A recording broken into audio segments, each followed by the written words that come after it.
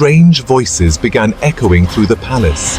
If that power awakens, a series of mysterious deaths will begin. The old landlords, whose ancestors once owned the palace, wanted to sell it, but no buyer was willing to take it. A young man from the city arrived. Sarah's eyes suddenly fell upon the palace.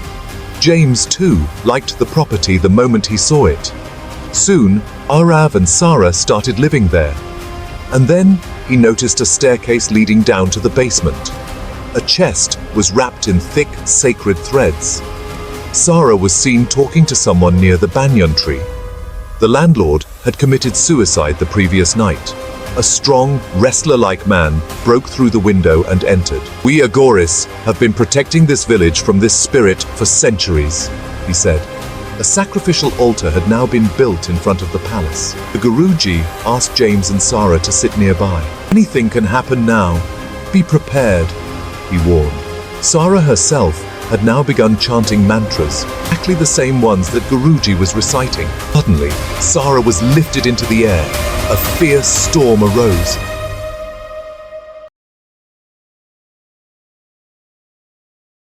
Some stories never die. They remain buried beneath the layers of time, waiting for a single accidental touch, a wrong step, and they come alive once again. On the sacred land of India, where once the grandeur of royal kingdoms touched the sky, there also stand ruins that still breathe, where the stones no longer echo prayers but trap screams within them. It is said that every curse hides an unfinished tale, and every spirit has something left to say. But the stories that remain incomplete, they return to complete themselves, even if it means claiming someone else's life. Today, we take you into one such tale, a cursed legacy, a forgotten queen, and a love that must now face the ultimate test. Guys, this is not just a story of a mansion. This is the story of a door that should never have opened. Now the door is about to open again. Are you ready?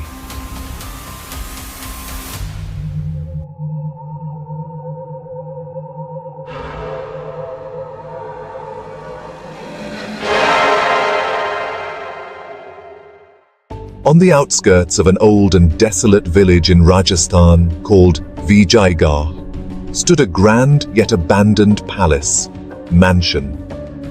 Once, this palace was a symbol of royal splendor, towering domes, intricately carved pillars, and grand staircases made of marble. But now, only silence remains. Among the villagers, a chilling saying is often heard. There is something inside that palace, something that, if ever released, will bring certain destruction. What is it exactly? No one knows for sure. Some say it's a force, a power, ancient and dark. The old landlord, whose ancestors once owned the mansion, wanted to sell it, but no one dared to buy it. The fear ran too deep. Then one day, a young man arrived from the city. James and Sarah, a couple who specialized in restoring heritage properties, came across the palace. Sarah looked at it and said, "What a beautiful mansion." James, too, was instantly impressed by the property. There was a spark in Sarah's eyes.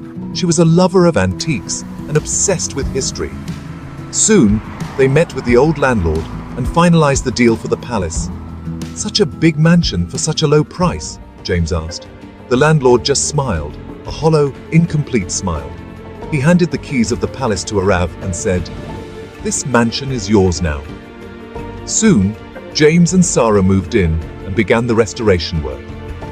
Days passed, and the palace started to buzz with activity. Workers, artisans, James and Sarah. Everything seemed perfectly normal. But then, one day, everything changed. That day, James had gone out to meet some suppliers. Sarah was alone in the palace. She began exploring the old rooms, admiring the wall carvings, ancient chandeliers, and faded furniture. And then her eyes fell on a staircase. It was dusty and hidden, leading downward into the basement. It looked like no one had stepped there for years. As she descended the stairs, she saw a heavy old wooden door. On its borders, strange mantras were inscribed. The sight of them made her heart race. Slowly, she reached out and opened the door. A hollow, creaking sound echoed in the air. Inside, the room looked like a royal treasure chamber. Antique artifacts, silk curtains, ancient weapons, and in the center of the room stood an old chest wrapped in thick, sacred threads. Around it were marks of burnt offerings and vermilion circles. Sarah felt a sense of fear, but her curiosity was stronger. She began cutting the sacred threads carefully. As soon as the first thread snapped, a strong gust of wind filled the room. But still, Sarah didn't stop. She opened the chest, and the moment she did, a strange, radiant light burst across the room. Everything around her began to glow. The idols on the walls, the chandelier, the mirrors, even the floor. Inside the chest was a dazzling diamond necklace, so stunning it looked like it once belonged to a queen. Sarah picked it up and wore it. She looked at herself in the mirror and smiled, unaware that she had just awakened a curse. That night, James returned. Sarah excitedly showed him the necklace. Strange whispers started echoing through the palace. James's eyes flew open. He looked beside him. Sarah was not in bed. Terrified, he searched the entire mansion. Then, through the window, he saw her, standing near the old banyan tree, talking to someone. James called out in a shaky voice, "Sarah, who are you talking to?" Sarah slowly turned her head toward him and said, "You'll find out, soon enough." And with that, Sarah fainted. James panicked. He lifted Sarah and brought her back to the bed, letting her rest. The next morning, Sarah didn't remember anything, but James was now truly afraid. He decided to go to the village and speak with the landlord. However, when he reached there, he saw a crowd gathered. He tried to get through and asked what had happened. The villagers told him the landlord committed suicide last night. People were whispering among themselves, "The effect of the palace has begun." Hearing this, James was completely shaken. What he had seen the previous night, the landlord's sudden death, and now these whispers among the villagers. He left the place in deep tension. Back at the palace, Sarah's behavior grew more and more disturbing.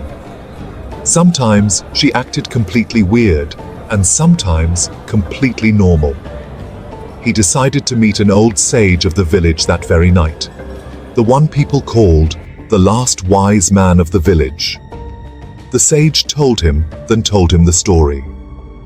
"Son, this mansion once belonged to a queen, Queen Avni Devi, very powerful, very beautiful, but she was no ordinary queen. She practiced dark rituals and wanted to become immortal. No one knows exactly how she died, but it's said that her spirit is trapped inside a diamond necklace. Our ancestors, with the help of a goris, locked that spirit away and sealed the chest with sacred threads. The necklace was her most precious possession. But now that your wife has opened that chest, it's possible the spirit is slowly taking over her body." The color drained from Arav's face. Arav asked the sage, "What should we do now?" The sage said, "There's only one way, a Agori ritual. I know an Agori, Vikram. He's been protecting this village for generations. I will send him a message. You take care of Sarah." James didn't really believe in all this. But what he had seen the previous night, Sarah's condition and her strange behavior, had definitely unsettled him. He returned home. When he got there, he saw that Sarah was completely normal. There was no trace on her face of anything that had happened the night before. She was fully immersed in her work, calm and cheerful. Seeing her like that, James felt a little relieved. A little while later, James sat down for dinner. While eating, he told Sarah about the landlord's death. Hearing this, Sarah was shocked. "Why would a man like him commit suicide?" she said, surprised. They were still talking when suddenly, Sarah got up in the middle of the conversation and slowly started walking toward the kitchen, murmuring to herself in the same strange way she had the previous night. James suddenly stopped speaking. Fear began to show on his face. He realized that Sarah wasn't talking to him. She was once again talking to herself. James immediately got up, grabbed her shoulder, and shook her. Sarah turned around as if she had just come out of a deep trance or shock. She looks at James and is startled to see him beside her. This time, she has realized that something wrong is happening to her. James looks at her and remains silent for a moment. Then he tells her that she has been behaving strangely since last night. At first, Sarah denies it, but then, out of fear, and the fear of losing James, she starts crying and hugs him tightly. At night, both of them try to sleep, but the mysterious fear hidden in their hearts doesn't let them.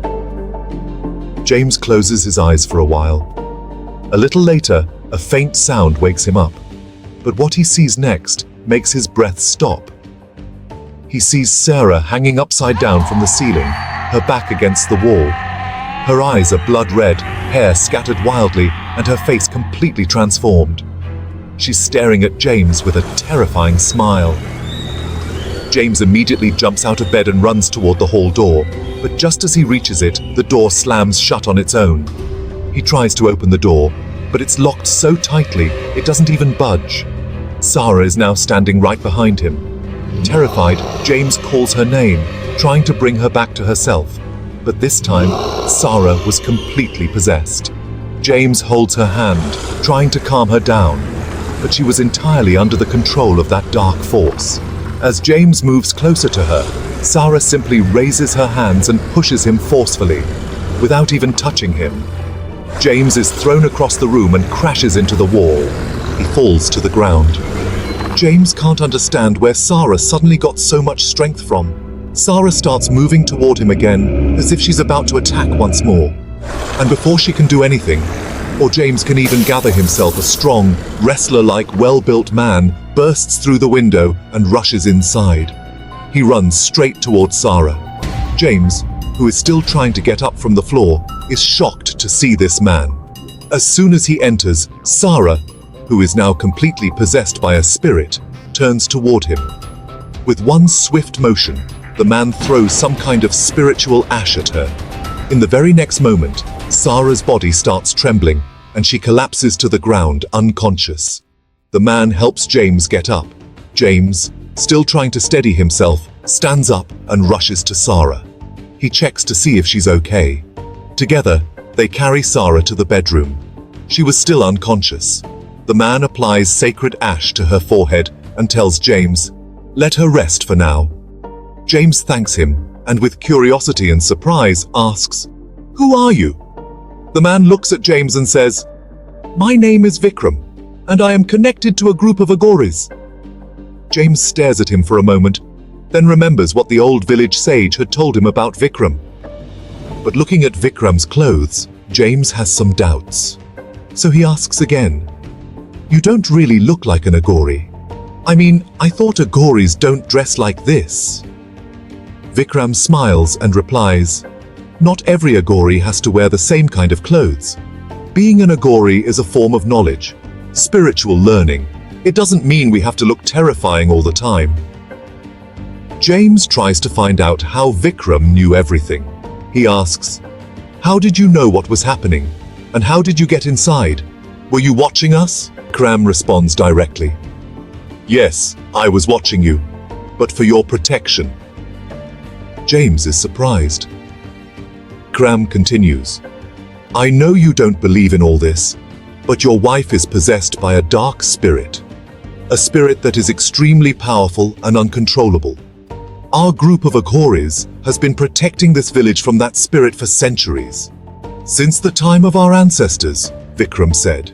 James was stunned after hearing this. He asked, "Where are the other agoris?" Vikram replied, "We all live behind the temple of Lord Mahadev. 2 days ago, when that sacred chest, the one in the Queen's chamber, sealed with sacred threads, was opened, our senior tantric immediately sensed it. That's why I decided to come here myself. And when I saw that you people were now living in the palace, I realized that one of you must have opened the chest.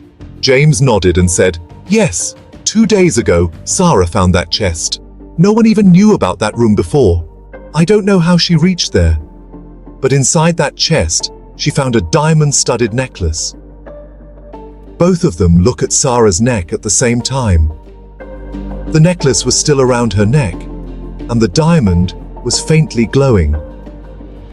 James reaches out to remove it, but Vikram immediately grabs his hand. Vikram says seriously, "Anything in this palace could be possessed.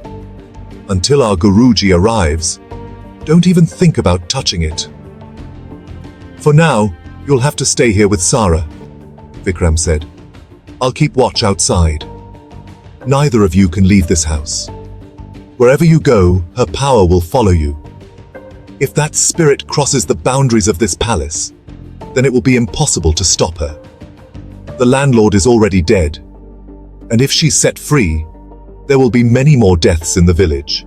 Hearing this, James becomes frightened and anxiously asks, "If we're trapped in this palace, and we don't even know what kind of destruction could happen?" Vikram calmly replies, "Don't be afraid. I'll immediately inform our Guruji. He will reach here by morning." Vikram stayed the night there. He drew a protective circle, sprinkled sacred ash, and chanted mantras. "Until our Guruji arrives, do not take her outside," he warned. "And neither of you must leave the palace. The spirit has already crossed the boundaries of the mansion. If she becomes completely free, the entire village will be destroyed." By the next morning, the entire garden in front of the palace had been prepared.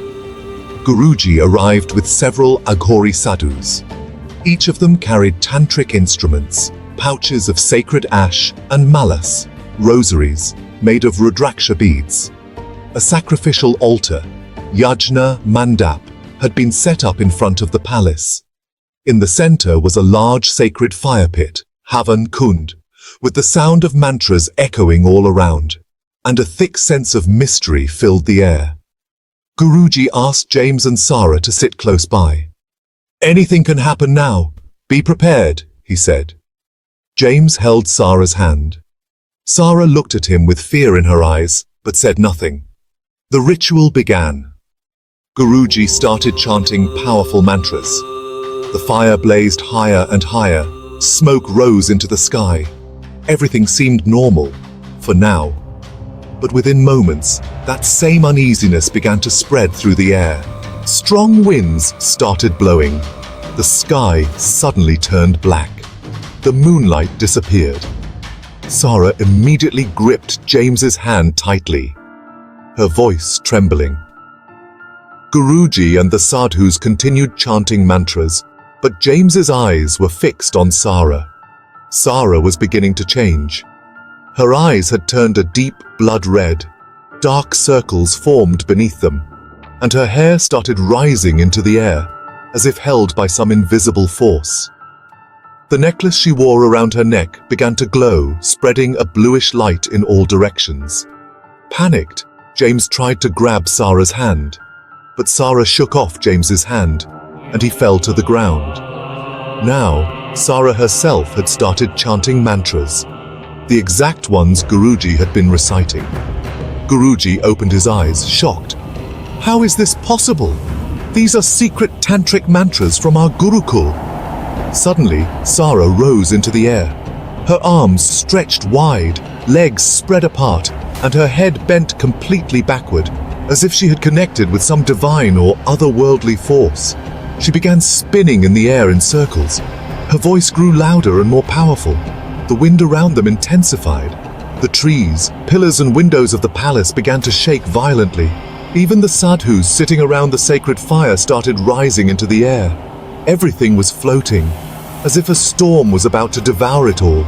But Guruji was still sitting there, his eyes closed, deeply immersed in his final tantric mantra. This continued for some time. James was completely terrified.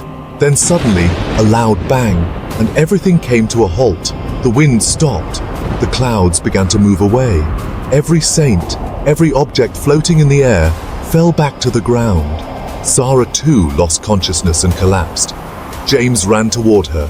Vikram followed. Together they lifted her and brought her to the side. There was silence all around. All the sadhus began getting up slowly. Some were anxious, others deeply shaken. Guruji remained calm, but there was confusion in his eyes. "We have never seen anything like this before," he said quietly. "We have pacified hundreds of spirits. But today, this was something else entirely. The spirit that possessed Sara was not just any spirit. It knew our entire tantric system. The fluency of its chants was like that of a practitioner trained over many lifetimes." James was shattered. He collapsed before Guruji. "Please save my Sara. I can't live without her," he begged. Guruji placed his hand on James's head. "We will use all our power," he said. But the truth was, we were only providing external protection. None of us had ever gone deep within to see who this spirit really was, or what it truly wanted. Our ancestors had merely locked the spirit inside a chest, but the real mystery is still hidden. If we truly want to free Sara, we must now descend into the depths of the palace. The entire night passed this way. Morning came. With the first rays of the sun, there was an eerie calm inside the palace. Birds were chirping. The trees stood still once again. But within the walls of the palace, everyone's heart was in turmoil. Sara was still unconscious. Vikram gently applied a tilak of sacred ash on her forehead. Slowly, her breathing began to steady. Guruji sat silently in a corner of the garden, deep in thought. We had bound the spirit, but we never truly understood who she was. She wasn't just a queen. Perhaps it was another power. A spirit who had absorbed sacred chants over many lifetimes. And if she is ever fully unleashed, this village may cease to exist. Guruji said to Vikram, "We must go deep inside the palace and find those rooms, those signs, those symbols, where it all began. This is not the end yet. The curse is still not over." Some mysteries are so deep that solving them requires more than just courage. It takes a calling of the soul. The door that James and Sara opened was not merely made of wood and iron. It was the gateway to a trapped era, to a cursed tale. That night, they managed to stop the spirit. But not every spirit meets an end. Some simply fall silent, waiting to awaken again, to once more reach for that unfinished ending. This story doesn't end here. The real mystery has only just begun. Will James and Sara be able to uncover the secrets of the palace?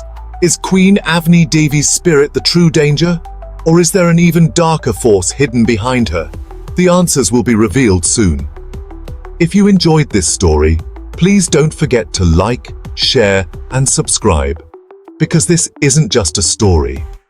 It's a warning. And if you have a real or folklore-based mysterious tale you'd like to share with the world, feel free to contact us. Your story could be featured in our next video. Now that we've opened this door, we must walk together until the end. See you soon in the next chapter. Until then, thank you.